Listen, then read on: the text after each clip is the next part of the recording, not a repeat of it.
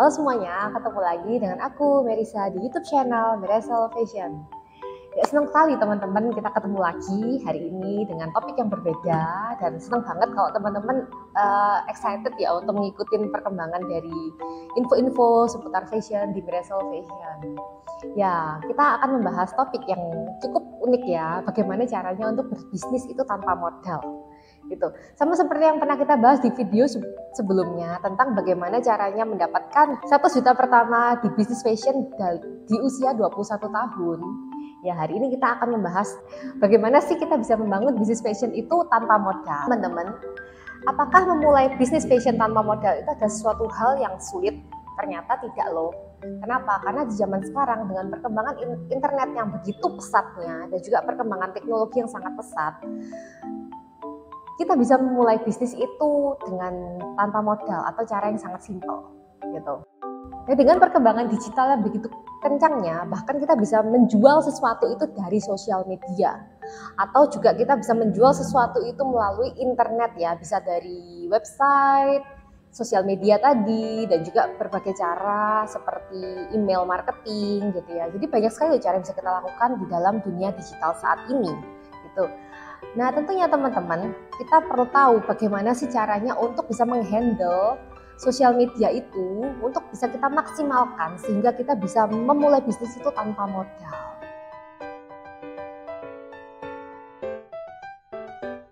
Yang pertama, tentu kita harus mencari supplier atau tangan pertama atau produsen ya, itu juga bisa, yang akan menjadi mitra kita dalam menjual produk tersebut. Tentu produk yang dipilih harus produk yang baik ya. Kita perlu untuk mencoba dahulu produknya itu seperti apa, mereview terlebih dahulu, dan kalau memang produknya adalah produk yang baik, maka bolehlah untuk kita jual. Nah, di sini kita harus mencari produsen ataupun supplier yang memang bisa kita ajak kerjasama. Dan di situ kita bisa cari dari mana sih gitu ya. Ada banyak cara untuk mencari supplier ataupun produsen. Cara paling mudah adalah di marketplace. Nah, di marketplace itu ada kita bisa mencari, kita bisa menyaring ya, kita bisa menyaring banyaknya dari produsen ataupun supplier itu. Kita bisa mencari yang paling murah, kemudian kita bisa mencoba, kita mengontak mereka dan kita bisa menemukan dari sana. Atau bisa juga melalui sosial media. Nah, itu kita bisa cari juga dari sana. Jadi perlahan-lahan kita akan menemukan nantinya siapa orang yang akan menjadi produsen ataupun supplier yang memang ternyata kita bisa ajak kerjasama untuk jangka panjang. Yang kedua, kita harus mempersiapkan alat marketing kita. Jadi kunci sebuah bisnis itu bukan hanya dari supplier ataupun produsen tadi ya, tapi adalah dari bagaimana kita bisa mempromosikan produk itu sebagus mungkin dan membuat orang itu tertarik untuk membeli gitu. Jadi di sini bisa kita persiapkan bagaimana sih caranya kita untuk mempromosikannya.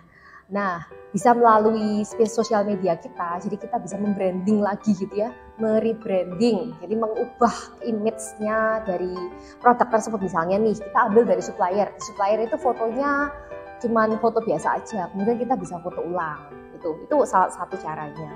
Kemudian yang kedua, kita bisa menambahkan image, jadi misalnya image dari produk tersebut adalah feminim, kita bisa menambahkan kesan feminim itu dari modelnya yang kita pakai, kemudian dari looks-nya, dari image-nya, jadi kayak layout penataan dari foto-fotonya itu, kemudian dari kata-kata caption ataupun bahkan konten di dalamnya itu yang berbau feminim. Jadi kita bisa menambahkan image-nya itu lebih kuat lagi di sana. Nah, tentunya itu bisa membuat calon pembeli kita itu mendapatkan kesan yang berbeda dari produk yang kita jual.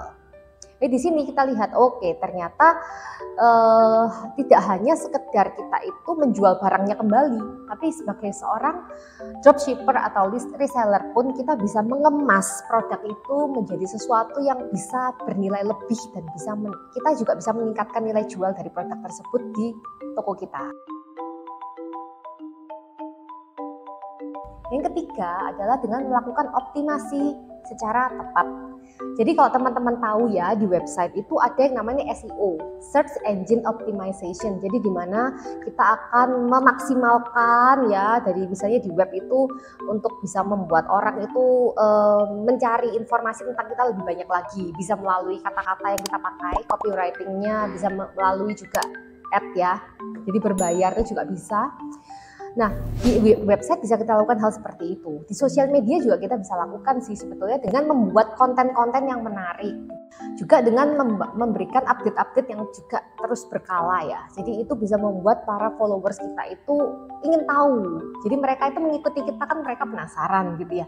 Nah, membuat mereka itu semakin penasaran dan juga mencari tahu lebih lagi tentang produk-produk yang kita jual gitu.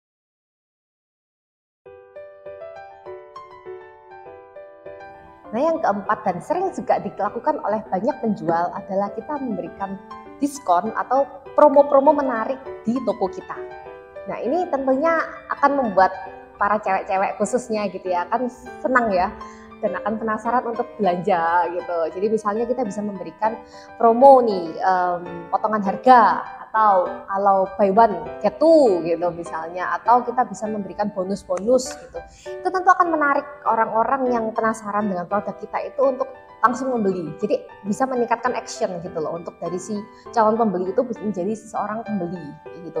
Jadi di situ adalah cara-cara yang bisa kita lakukan untuk membuat peningkatan dari toko kita itu semakin bagus. Dan itu tentunya bisa dilakukan tanpa modal. Kenapa? Karena kita tidak harus membeli barangnya terlebih dahulu. Dengan kita menjadi seorang reseller atau dropshipper, kita cukup menjual barang-barang yang mungkin kita membeli sampelnya aja gitu, terus kemudian kita branding ulang gitu, kemudian untuk barang-barang yang berikutnya ya, misalnya di order sama orang yang berikutnya itu bisa kita sistem PO ataupun kita ambil dari supplier setelah adanya pembelian. Jadi kita akan meminimalisir modalnya untuk menyimpan barang-barang yang sebenarnya belum terbeli gitu. Jadi di situ akan meminimalisir resiko dari modal kita yang seharusnya bisa dipakai untuk hal lain itu bisa kita aplikasikan untuk yang hal lain gitu, nggak harus untuk membeli barang-barang terlebih dahulu. Nah teman-teman, itu adalah beberapa tips and trick bagi kita yang ingin memulai bisnis tanpa modal. Nah, memulai bisnis tanpa modal itu juga bisa meningkatkan mental kita sebagai seorang fashion entrepreneur loh.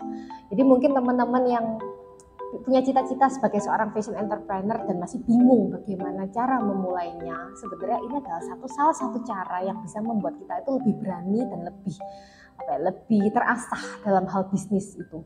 Dan bagi kalian para fashion designer ataupun calon fashion entrepreneur yang masih galau atau masih bingung bagaimana caranya untuk meningkatkan skill bisnis kalian bisa ikut program Fashion Business and Entrepreneurship di Miracle Art and Fashion Course yang hanya dalam waktu singkat saja kalian bisa belajar tentang tips and triknya bagaimana memulai bisnis dari nol, bagaimana mulai bisnis dengan modal ataupun tanpa modal, memaksimalkan modal yang ada. Nah, itu semua bisa kita kupas tuntas di program ini. Dan asiknya lagi di program ini, teman-teman bisa belajar untuk mengaplikasikan secara langsung. Kemudian juga teman-teman yang sudah punya usaha bisa memperbaiki atau meningkatkan penjualan kalian di program ini. Jadi teman-teman nggak harus dari nol, nggak punya usaha. Yang udah punya usaha pun bisa semakin bagus karena kalian akan mereview lagi, mengevaluasi, dan juga menambahkan nilai jual terhadap produk kalian, dan juga bagaimana mungkin memperbaiki sistem dari bisnis kalian itu secara lebih maksimal di program ini. Oke teman-teman, itu adalah tips and trick bagi kalian yang ingin memulai bisnis tanpa modal. Yuk kita bisa mulai dari sekarang karena caranya sangat mudah dan juga tidak membutuhkan biaya yang besar. Oke teman-teman, kalau teman-teman ingin tahu info lebih lanjut tentang desain, fashion, and bisnis fashion, maka teman-teman jangan lupa untuk subscribe YouTube channel dari Miracle Fashion, karena di sini kita akan memberikan informasi seputar fashion secara lengkap dan juga bertahap, dan teman-teman juga bisa memberikan masukan buat kami untuk bisa, kalau teman-teman pengen belajar tentang apa gitu ya, ingin mendapatkan informasi seputar fashion, nah teman-teman boleh langsung DM kami ataupun juga leave comment di bawah. Oke, see you on the next video. Bye bye.